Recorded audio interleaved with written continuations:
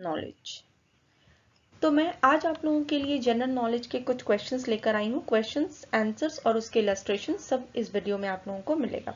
तो वीडियो को लास्ट तक देखिएगा और अगर वीडियो आप लोगों को पसंद आता है तो इसे लाइक कीजिएगा, मेरे चैनल को सब्सक्राइब कीजिएगा और पास ही दिए गए बेल बटन को प्रेस कीजिएगा ताकि आपको मेरे वीडियोस की नोटिफिकेशंस जल्दी मिल सके। तो चलिए क्वेश्चंस की तरफ चलते हैं। सबसे पहला क्वेश्चन है, when is international day of peace celebrated? When is international day of peace celebrated? अंतरराष्ट्रीय राष्ट्रीय शांति दिवस कब मनाया जाता है? When is international day of peace celebrated? अंतरराष्ट्रीय शांति दिवस कब मनाया जाता है? तो इसका आंसर है 21 सितंबर। When is the International Day of Peace celebrated? Answer है 21 September. On 21st September, the General Assembly declared the International Day of Peace to recognize the efforts of those who have worked hard to eliminate the conflicts and promote peace. On 21st September, the General Assembly declared the International Day of Peace.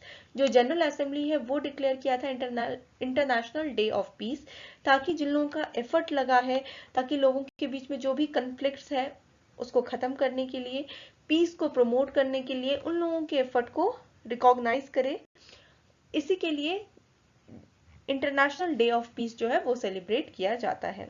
तो हर साल 21 सितंबर को विश्व शांति दिवस या अंतर्राष्ट्रीय शांति दिवस मनाया जाता है। शांति दिवस को मनाने का मुख्य उद्देश्य अंतर्राष्ट्रीय स्तर पर सभी देशों और नागरिकों के बीच शांति व्यवस्था कायम करना और अंतर्राष्ट्रीय संघर्षों और झगड़ों पर विराम लगाना है। तो हर साल 21 सितंबर को विश्व शांति दिवस या अंतर्राष्ट्रीय शांति दिवस मनाया जाता है।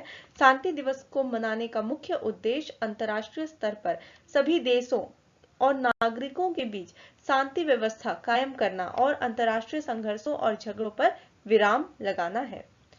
क्वेश्चन नंबर 2 देखिए, दूसरा क्वेश्चन है, Where is the headquarter of the National Institute of Oceanography situated? Where is the headquarter of the National Institute of Oceanography situated? महासागरीय राष्ट्रीय संस्थान का मुख्यालय कहाँ स्थित है?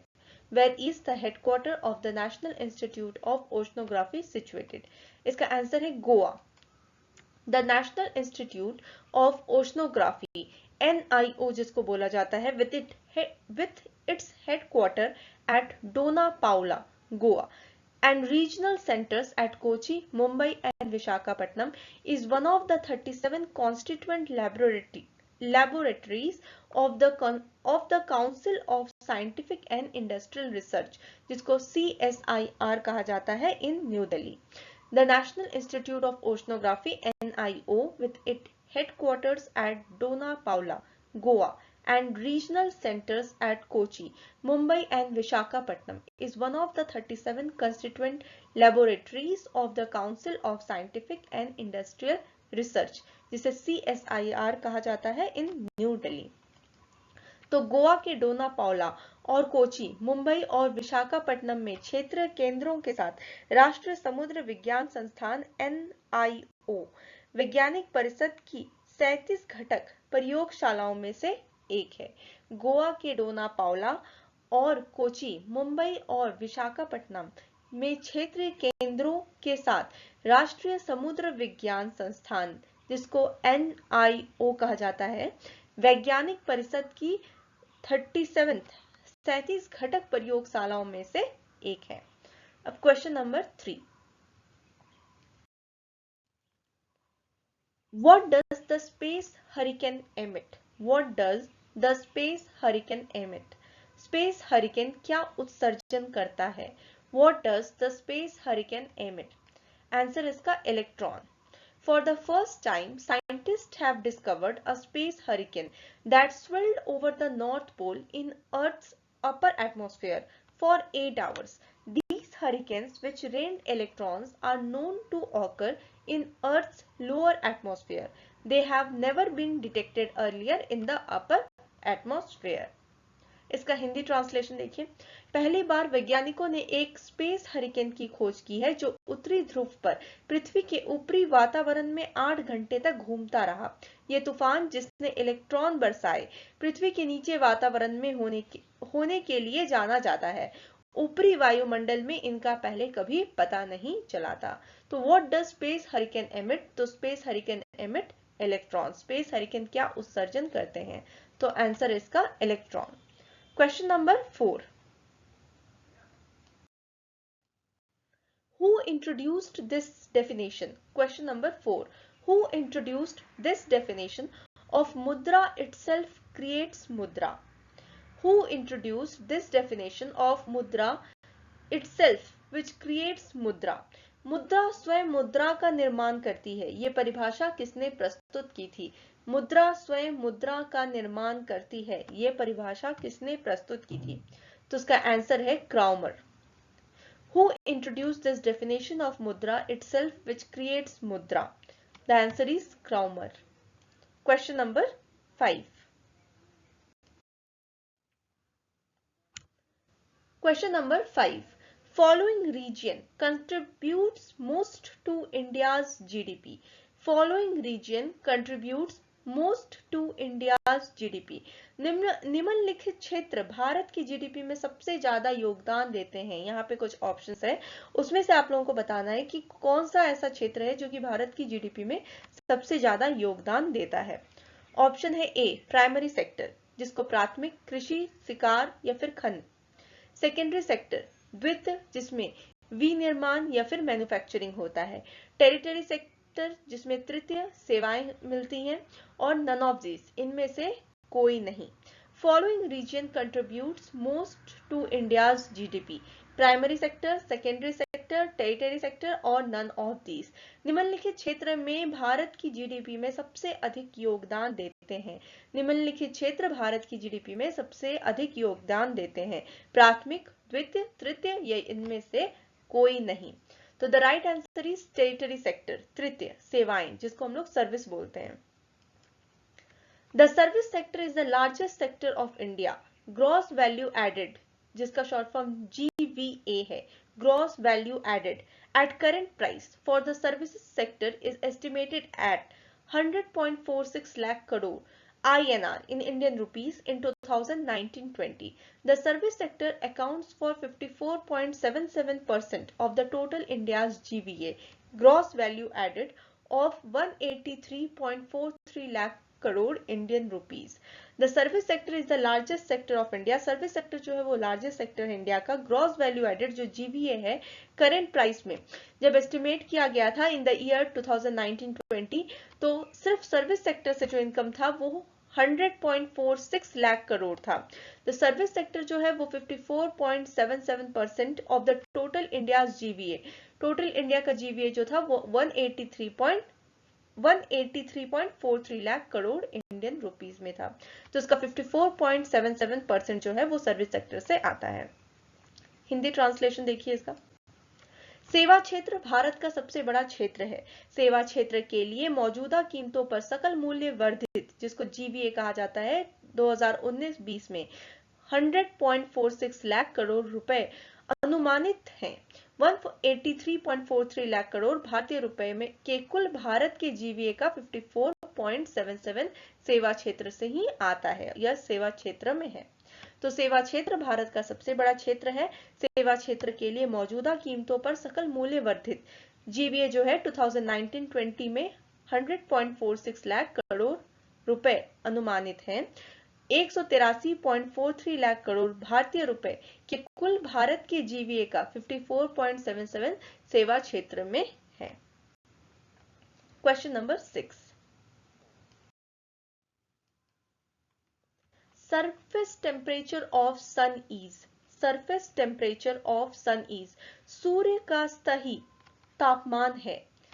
surface temperature of sun is, इसका आंसर है 6000 degree Celsius. surface temperature of sun is 6000 degree Celsius. सूर्य का सतही उसके सरफेस पे सतही तापमान है 6000 डिग्री सेल्सियस। तो the sun's temperature which reaches around 15 million degree Celsius in its core steadily decreases with distance from the core, falling to 6000 degree Celsius at its surface. The sun's temperature which reaches around 15 million degree Celsius in its core steadily decreases with distance from the core, falling to 6000 degree at its surface. सूर्य का तापमान जो अपने मूल में लगभग 15 million degree Celsius तक पहुंचता है, कोर से दूरी के साथ लगातार कम होता जाता है, इसकी सतह पर 6000 डिग्री तक गिरता है। Question number 7, Which among the following has been reinstated to the Asian Games 2022 edition?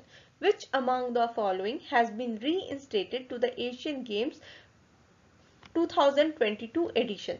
निम्नलिखित में से कौन एशियाई खेलों 2022 संस्करण में बहाल किया गया है? ऑप्शंस देखिए क्या क्या है। ए चेस शतरंज, B number 2 poker, number 3 monopoly जिसको एकाधीर भी कहा जाता है, and fourth billiards. Which among the following has been reinstated to the Asian Games 2022 edition? Chess, poker, monopoly या फिर बिलियर्ड्स। निम्नलिखित में से कौन एशियाई खेलों 2022 संस्करण में बहाल किया गया है? चेस, पोकर, मोनोपोली या फिर बिलियर्ड्स। तो इसका राइट आंसर है chess. Olympic Council of Asia (OCA) decided to reinstate the chess game to the Asian Games fold for the 2022 edition in Hangzhou. Olympic Council of India decided to reinstate the chess game to the Asian Games fold for the 2022 edition in Hangzhou. Olympic Council of Asia (OCA) ने Hangzhou में 2022 संस्करण के लिए एशियाई खेलों के लिए भारत के लिए शतरंज खेल को बहाल करने का फैसला किया है। Olympic council of Asia (OCA) ने हांगझो में 2022 संस्करण के लिए एशियाई खेलों के लिए शतरंज खेल को बहाल करने का फैसला किया है। Question number 8, Study of the universe is known as universe के अध्ययन को किस नाम से जाना जाता है? Study of the universe is known as, answer है कॉस्मोलॉजी, ब्रह्मांड विज्ञान। Study of the universe is known as cosmology, universe के अध्ययन को किस नाम से जाना जाता है? ब्रह्मांड विज्ञान। Cosmology is the scientific study of the large-scale properties of the universe as a whole. It endeavors to use the scientific method to understand the origin, evolution, and ultimate fate of the entire universe. Cosmology is the scientific study of the large-scale properties of the universe as a whole. It endeavors to use the scientific method to understand the origin, evolution, and ultimate fate of the entire universe. ब्रह्मांड विज्ञान ब्रह्मांड के बड़े पैमाने पर गुणों का वैज्ञानिक अध्ययन है। यह संपूर्ण ब्रह्मांड की उत्पत्ति, विकास और अंतिम भाग्य को समझने के लिए वैज्ञानिक पद्धति का उपयोग करने का प्रयास करता है। ब्रह्मांड विज्ञान, जिसको कॉस्मोलॉजी बोला जाता है, ब्रह्मांड के बड़े पैमाने पर गुणों का वैज्ञानिक अध्ययन है। यह संपूर्ण ब्रह्मांड की उत्पत्ति, विकास और अंतिम भाग्य को समझने के लिए वैज्ञानिक पद्धति का उपयोग करने का प्रयास करता है। Question number 9, Which teams won the Africa Cup Football Championship final held in February 2012? Which teams won the Africa Cup Football Championship final held in February 2012? फरवरी 2012 में आयोजित अफ्रीका कप फुटबॉल चैंपियनशिप का फाइनल किन टीमों ने जीता? Which teams won the Africa Cup Football Championship final held in February 2012? फरवरी 2012 में आयोजित Africa cup football championship का फाइनल किन टीमों ने जीता? आंसर है Zambia. Zambia won the title of the first time by beating Ivory Coast 8-7 on penalties. Zambia won the title for the first time by beating Ivory Coast 8-7 on penalties. Zambia ने पहली बार penalty पर Ivory coast को 8-7 से हराकर यह खिताब जीता. Zambia won the title for the first time by beating Ivory Coast 8-7 on penalties. So which team won the Africa Cup Football Championship final held in February 2012? Answer is Zambia. फरवरी 2012 में आयोजित Africa cup football championship का final किन टीमों ने जीता? Answer is Zambia. Question number 10. Who among the following viceroys wrote the book Problem of the East? Who among the following viceroys wrote the book Problem of the East? किस viceroy ने problem of the east book लिखी थी? किस viceroy ने problem of the east book लिखी थी? इसका आंसर है Lord Curzon. Who among the following viceroys wrote the book Problem of the East? Answer is Lord Curzon.